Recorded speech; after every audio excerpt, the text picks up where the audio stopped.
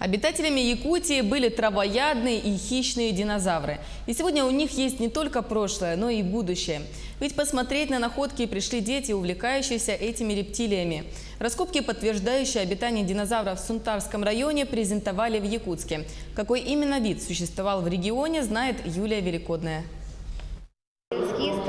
Когда вырасту, стану палеонтологом. Без запинки профессию мечты выговаривает 8-летний Данил Егоров. Он позвал маму на презентацию и, как всегда, взял с собой любимую книгу о динозаврах.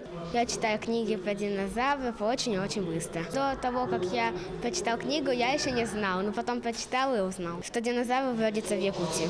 Привлекло детей и то, что участие в раскопках принимали ребята их возраста. Многие зрители, как и Данил Егоров, ждут, когда смогут поддержать в руке останки знакомых пока только по картинкам динозавров.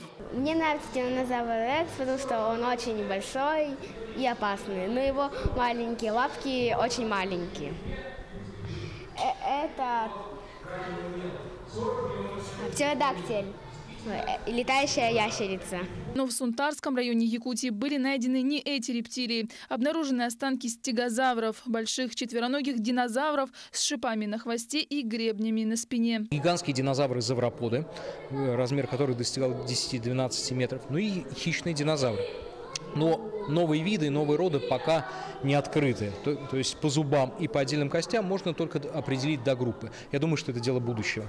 Нахождение динозавров, Сунтарский район, местность Тетте, близка к полярному кругу. И тогда, примерно 130 миллионов лет назад, была в приполярных территориях. Какой тогда была температура в полярные дни и ночи, удалось выяснить участникам экспедиции. А климат был теплый. Умеренный, либо даже субтропический. Почему мы так уверенно об этом говорим? Потому что кроме динозавров были найдены, например, черепахи.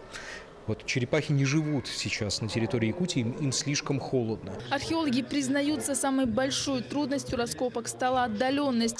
Тетте находится в 100 километрах от населенного пункта. Добраться можно только на вездеходе, но несмотря на это, ученые собираются вернуться в республику уже в следующем году. Юлия Великодная, Павел Пахомов, Якутск.